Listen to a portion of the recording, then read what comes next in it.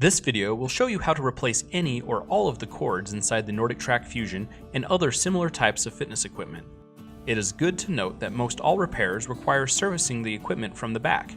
The machine may need to be moved or unmounted before servicing the equipment. Be careful as the models may be heavy or awkward to move. To access the ropes or cords from the rear of the machine, first remove the top cover and the rear bottom cover. Then remove the 4 screws holding the rear shroud in place. Set aside the rear shroud.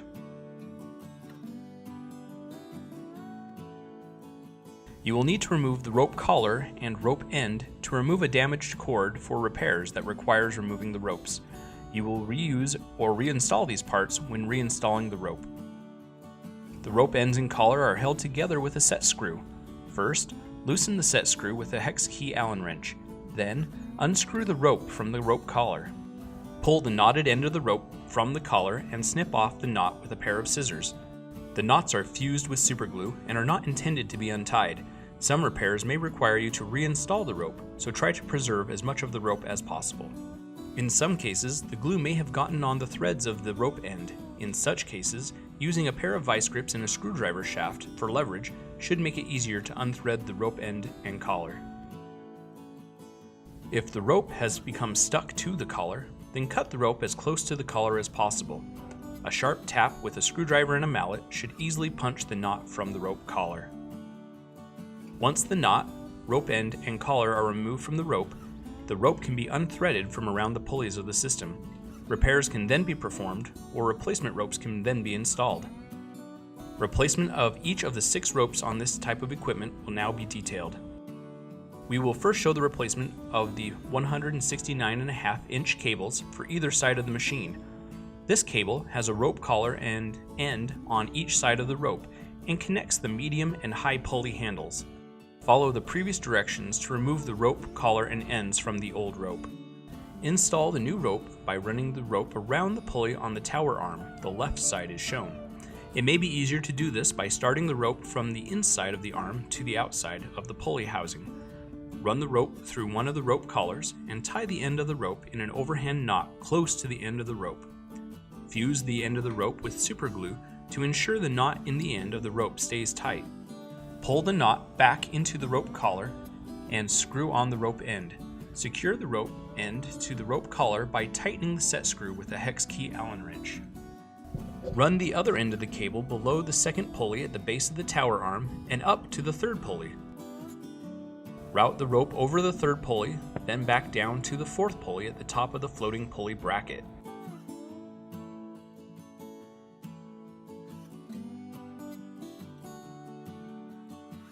The rope then runs back up to the 5th pulley and runs from the inside of the tower over the top of the 5th pulley and out of the tower into the pulley housing at the top of the system. The rope needs to be underneath the bracket through the channel in the pulley. Be sure to pull enough rope out of the tower so that there is about a 4-inch space between the bottom of the floating pulley bracket and the top of the lower pulley bracket when the rope is retracted. Trim the length of the rope as necessary. Run the rope through one of the rope collars and tie the end of the rope in an overhand knot close to the end of the rope. Fuse the rope with superglue to ensure the knot in the end of the rope stays tight. Pull the knot back into the rope collar and screw on the rope end.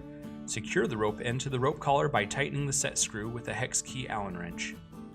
The other 4 ropes are connected to the spool pulleys on the flywheel axle. We will show the replacement of the ropes on the rear spool first.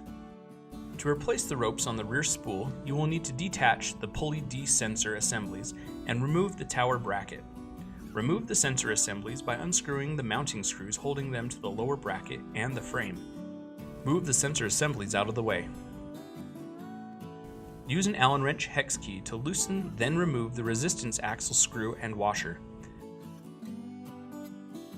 Then remove the tower bracket bolts and nuts. You will need to hold the nuts on the back side of the tower bracket with a wrench to keep them from spinning. When all 4 bolts are removed, set aside the tower bracket. Remove and set aside the rear hub spacer also. The 73-inch rope runs from the rear spool to the right side extension spring. To replace the rope, cut the 73-inch rope from the extension spring. Be careful while doing this, as there is a small amount of tension on the spring and it can retract slightly when the rope is cut. Pull the other end of the rope from the rear pulley and cut the knot to more easily remove the rope from the system. Reinstall the 73-inch rope by feeding the end of the rope through the small rear spool. Tie an overhand knot in the end of the rope and fuse the knot with superglue. Pull the knot tight to the small rear spool. Route the rope to the left and below the spool, then upward toward the top pulley. Route the rope over the top pulley and down to the extension spring. Pull the rope through the eyelet on the spring. Extend the spring to have about 2 inches of preload when the handles are retracted, and tie the rope to the spring with a double half-hitch knot. Fuse the knot with superglue to ensure the knot connected to the extension spring stays tight. The second rope on the rear spool is 201 inches long and fills the large rear spool, then runs out to the lower pulley handle on the left side of the machine. To replace the 201-inch rope, remove the rope collar and end from the rope at the lower pulley and unthread the rope from the pulleys and spool. Install the new rope by starting the rope through the back side of the pulley. Tie an overhand knot in the end of the rope and fuse the knot with superglue to ensure it stays tight.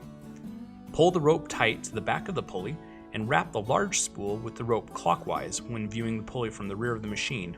Wrap the spool until it is full, approximately 4.5 turns. Run the rope down from the right side of the spool to the outside and then under the first pulley, then across the bottom of the system to the second pulley. The rope goes under the second pulley, then up and over the lower pulley in the hanging pulley bracket. The rope then goes down to the inside of the fourth pulley and out of the system to the low pulley on the left side of the machine.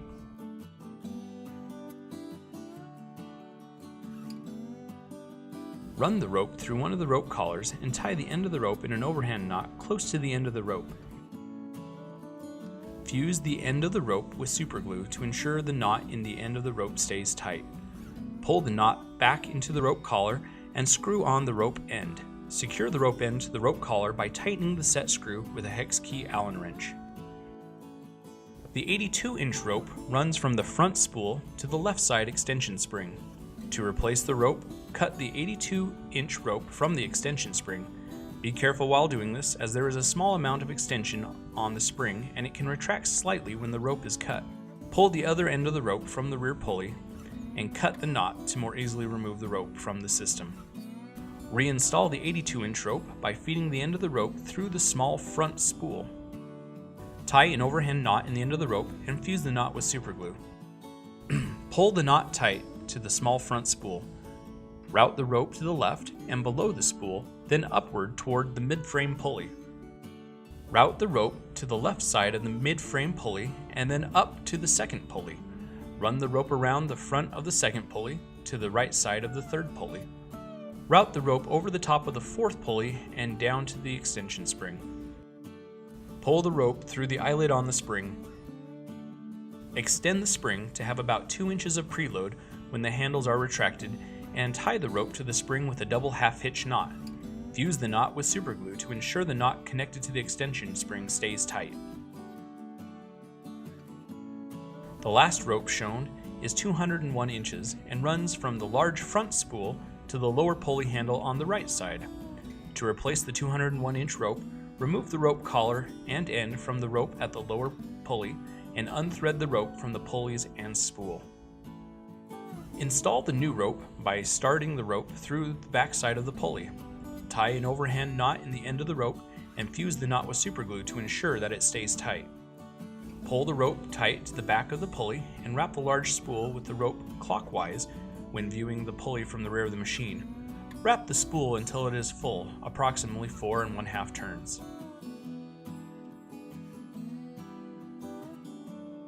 Run the rope down under the first pulley. The rope then goes up and over the lower pulley in the hanging pulley bracket. Finally, the rope goes down to the inside of the third pulley and out of the system to the low pulley on the right side of the machine.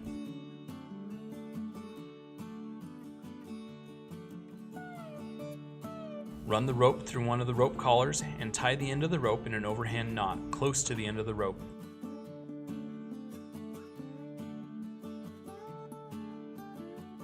Fuse the rope with superglue to ensure the knot in the end of the rope stays tight. Pull the knot into the back of the rope collar and screw on the rope end. Secure the rope to the rope collar by tightening the set screw with a hex key Allen wrench. Reassemble the system by reattaching the inside D-sensor assembly to the frame. Then, replace the rear hub spacer and reinstall the tower bracket. Replace the resistance axle screw and washer and connect the bracket to the frame with the bolts and nuts. Reinstall the second D-sensor to the tower bracket with 2 screws. Replace the rear shroud and secure it with 4 screws.